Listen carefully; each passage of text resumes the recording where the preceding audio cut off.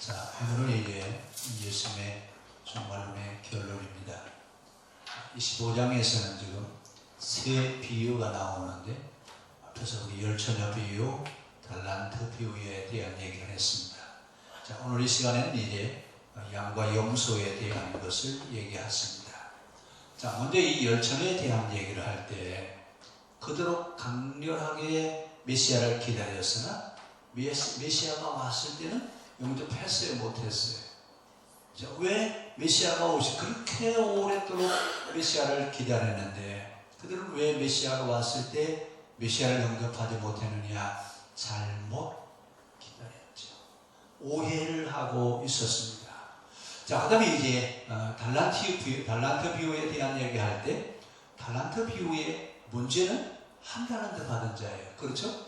5달란트와 2달란트 받은 사람은 나가서 열심히 일해서 많이 모아왔는데, 자, 1달란트 받은 자의 문제가 뭐냐 하면 주인을 오해했어요.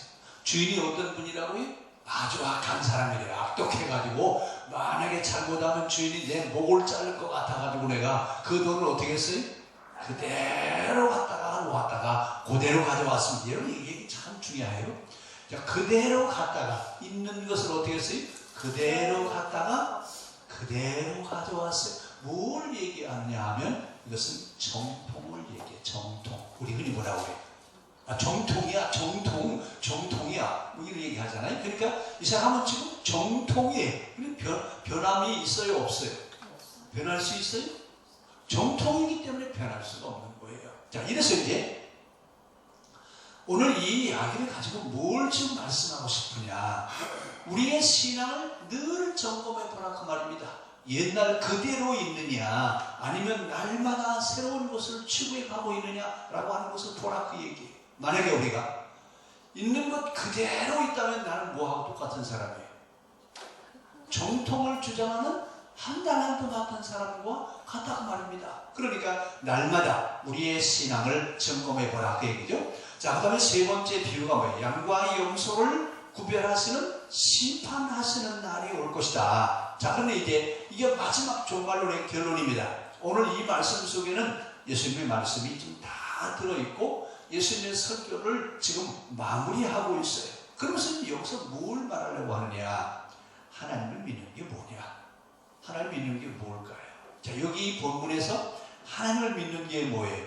바리새인들과 서기관들은 뭐라고 그랬죠? 율법을 지키는 것이다. 율법을 1.1획도 변함없이 지켜가는 것이 하나님을 섬겨가는 것이다. 그래서 유대인들, 즉 바리새인들과 서기관들, 이 사람들은 뭐라고 얘기하냐면 하나님을 섬기는 것은 율법을 준수하는 것이다. 조항 하나도 빼놓지 않고 있는 그대로 다 섬겨가는 것이다. 예를 들어서 안식일법에 대한 얘기할 때, 자, 안식일은 절대 일하지 말아라, 일하지 말라라고 얘기하죠. 그래서 217가지 법을 만들어서 그 법을 지켜야 안식일을 지키는 것이다. 그래서 뭘 하지 말아라, 하지 말라라고 하는 법으로 다 만들어놨어요. 그래서 하나님을 섬기는 것이 뭐냐? 하나님을 섬기는 것은 안식일에 일하지 않고 우리에게 주어진 율법을 다 지키는 것, 이것이 하나님을 섬기는 것이다. 지금까지는 이렇게 가르쳤어요. 그리고 그렇게 하는 것이 하나님을 섬기는 것이다 라고 그렇게 알고 있었어요. 근데 오늘 여기서 이 심판에 대한 얘기를 하시면서 뭐라고 말씀하세요?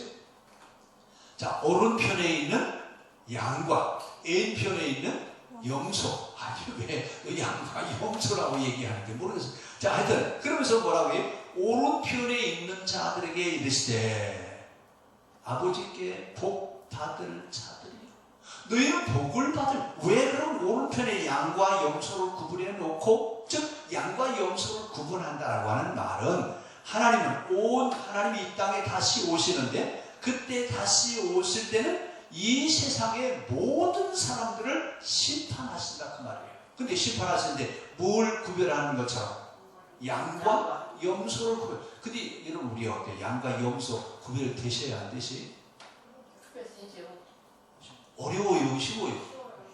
금방 저 염소구나, 저건 양이구나, 누구든지 보면 쉽게 구별할 수 있는 것처럼 하나님의 심판이라고 하는 것은 바로 그렇다고 말이에요. 하나님의 심판은 매우 어려워서 하나님만 이해하는 게 아니라 모든 사람이 볼 때, 아, 저 사람은 잘 믿는 사람, 이 사람은 잘못 믿는 사람, 훤히 다 보여지게 되어 있다 그 말입니다. 그러면서 이제 오른편에 있는 그 사람들에게 복을 받은 자들이요, 너희를 위해서 창세로부터 예비된 나라를 상속받으라. 하나님 나라를 이제 너희들에게 상속해 주겠다. 근데 그 사람들은 어떻게 살았어요?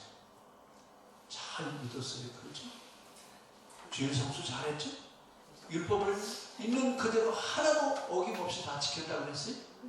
자, 이런 이 이야기를 우리가 잘 기억해야 돼요. 그러니까 하나님을 섬긴다라고 하는 게 뭐냐 그랬더니, 내가 줄일 때 너희가 먹을 것을 주었고, 목마를 때 마시게 했고, 나그네 되었을 때 영접하였고, 헐벗을 때 옷을 입혔고, 병들었을 때 돌보았고, 옥에 갇혔을 때 와서 위로를 해주었고. 그랬더니 의인들이 뭐라고 그래요? 아니, 언제 임금님이 배고파 하셨습니까? 언제 옷이 없어서 헐벗고 앉아 계셨습니까?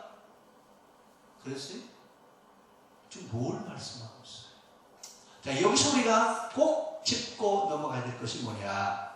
하나님을 섬긴다라고 하는 것이 율법을 지키는 것이냐라고 하는 얘기예요. 자, 우리는 지금까지 하나님을 섬기는 것이 뭐예요? 주의를 지키는 게 뭐예요? 주의를 지키면 예배당에 와서 예배 잘 드리고 가면 주의 잘 지키는 거죠? 그래서 우리 주일날 가서 예배 드리고 가면서 뭐라고 그래? 나 오늘 주일 성수했어. 그리고 집에 가서는 뭐라고 그래? 나 오늘 예배 드리고 왔으니까 오늘 주일 잘 지켰다고. 잘 지켰죠? 자, 주일을 지키는 건 뭐라고 했어요? 내 안에 있는 탐욕을 죄성을 용서받고 그리고 돌아가는 것이라고 그랬어요. 그러면 예배만 드리는 것이 중요한 것이 아니라 본래 근본적인 그 정신을 지켜가는 것이다 그 말입니다. 그러면 하나님을 섬기는 것이 율법을 온전하게 지키는 것이냐? 오늘 성경은 뭐라고 그랬어요? 하나님을 섬기는 것이 정결례법이라든지 안식일법이라든지 또 할례라든지 또 11조라든지 이런 걸 지킴으로 하나님을 섬기는 것이 아니다 그 얘기예요. 그럼 뭐가 하나님을 섬기는 것이냐? 지극히 작은 사람의 어려운 문제에 관심을 가지고 그들을 돌봐주는 것이 하나님을 섬기는 것이다. 납득이 가셔요?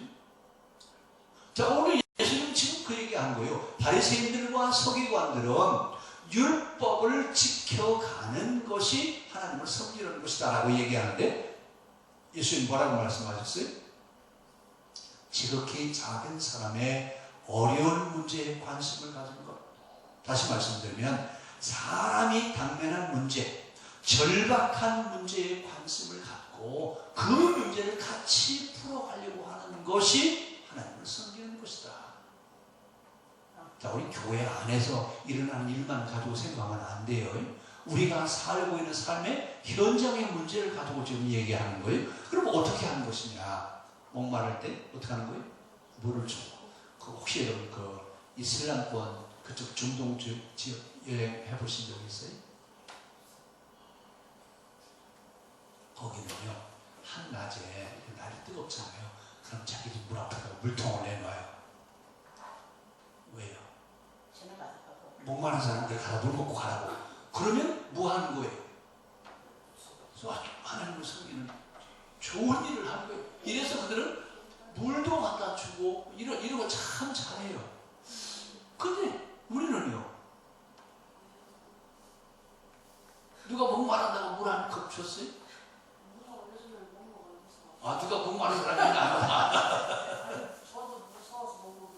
저도 저분이 어떤 분인지 모르니까. 자, 근데 성경은 뭐라고 해요? 목마른 사람에게 물을 주고, 양식이 없는 자에게 양식을 나눠주고, 옷이 없을 때 옷을 주고, 감옥에 갇혔을 때 위로를 해주고, 병들었을 때 가서 함께 아파할 수 있는 그런 마음으로 위로를 해주는 것, 이런 것들이 하나님을 섬기는 것이다. 자, 지금 오늘 여기서 얘기하는 건 바로 그 얘기예요. 그러니까 하나님을 섬긴다라고 하는 것은 누구나 할 수 있어요, 없어요? 아주 보편적인 거예요. 진리라고 하는 게 뭐냐? 진리는 아주 어려운 것을 얘기하는 것이 아니라 아주 보편적, 누구나 볼 수 있고 누구나 할 수 있고 누구나 알 수 있는 그런 것들을 가지고 우리가 진리라고 해요. 그래서 오른편에 있는 사람들에게는 너희는 복을 받을 자들이라 그랬어요. 근데 왼편에 있는 사람들은 뭐라고 하시죠? 46절, 41절 한번 보겠습니다. 또 왼편에 있는 자들에게 이르실 때 저주를 받을 자예요, 받은 자예요. 자, 이건 참 여기 성경 잘 보셔야 돼요. 저주를 받을 자들아. 받은 자예요, 받을 자예요. 이미 그들은 심판을 받았다 그 말입니다. 심판할 것도 없다 그 얘기예요. 왜 심판할 것도 없어요? 일상적인 삶 속에서 그들이 해야 될 일을 했어요, 안 했어요? 당연히 인간사, 우리 사람들이 가지고 있는 작은 문제에 관심을 가졌어요? 아니요, 전혀 관심을 갖지 않았어요. 뭐만 하면 돼요. 율법을 지켜가면 되는 것이지. 자, 그러면 하나님 섬기는 거예요. 그렇죠?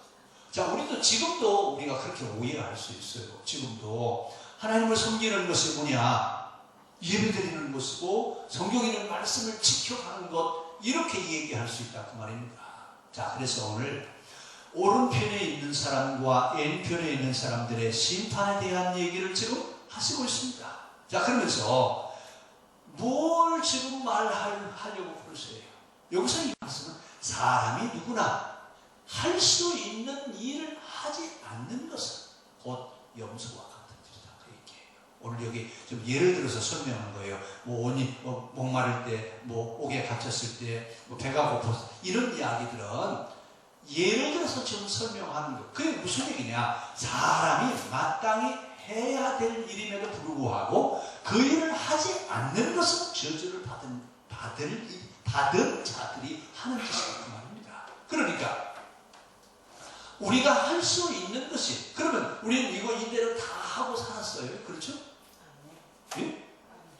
그러면 이제 몇 절을 다시 읽어봐야 되냐면 34절과 41절을 다시 읽어봐야 돼요. 자, 34절. 그때 임금이 그 오른편에 있는 자들에게 이르되 내 아버지께 복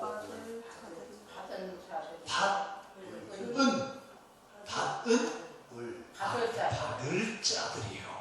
이렇게 일상적인 삶을 살아간 사람들은 하나님 앞에 복을 받을 자예요. 그 다음에 41절에 왼편에 있는 자들에게 이르되 저주를 받을 자. 이미 그 사람들은 그 악한 생각 때문에 이미 저주를 받았다 그 말입니다. 자, 그런데 우리는 어떻게 살아야 돼요? 이대로 살 수 있어요, 없어요? 이렇게 했어요, 못 했어요? 그럼 어디에다 적용해야 돼요? 34절로 가야 돼요? 41절로 가야 돼요? 그래서 우리는 하나님 앞에 은혜를 구하는 겁니다. 하나님, 일상적인 삶 속에서 우리가 이렇게 살아가야 되는데 하지 못한 것을 하나님 용서하여 주시고 우리에게 은혜를 내려 주십시오. 우리가 이렇게 사는 것이 신앙생활인데 그렇게 못 살고 있거든요. 그러니까 어떻게 해야 돼요? 할 수 없는, 우리가 해야 되는 임에도 불구하고 하지 못하고 있는 것을 하나님 용서하여 주십시오. 이 얘기입니다. 그러니까 심판을 받느냐 안 받느냐라고 하는 얘기는 했느냐 안 했느냐가 아니에요. 섬겼느냐 안 섬겼느냐, 그것보다도 더 중요한 것은 이렇게 할 수 없는 자인 것을 발견하고 하나님 앞에 은혜를 구하라 그 말입니다. 그러니까 열처녀, 그 다음에 달란트 비유, 양과 염소에 대한 얘기를 결국 하시면서 뭐라고 그래요? 너희는 깊이 생각해봐라. 너희는 지금 어떤 사람이냐? 열처녀 중에 다섯 사람이냐? 지혜로운 사람이냐? 미련한 사람이냐? 달란트 가운데 3달란트냐? 5달란트냐? 1달란트 받은 사람이냐? 양이냐? 염소냐? 깊이 생각해보고 하나님 앞에 은혜를 구하라. 하나님, 그럼에도 불구하고 우리에게 은혜를 베풀어 주셔서 우리가 하나님 나라를 상속받을 자 되기를 원합니다. 아까 뭐라고 그랬죠? 받을 자. 기도해야 돼. 그래서 우리 기도하는 거예요. 하나님, 우리가 우리의 삶을 바라볼 때는 하나님의 나라를 상속받을 만한 자가 못 됩니다. 그러나 은혜 베풀어 주셔서 받을 자가 되게 하여 주십시오. 받은 자의 받을 자의 자격이 중요합니다. 그래서 아까 제가 우리가 강조했죠. 기도하면서 하나님 받을 자 되기를 원합니다. 받을 자 되게 하여 주십시오. 이것이 우리가 다시 한번 우리의 신앙을 되돌아볼 수 있는 그런 계기가 될 수 있습니다.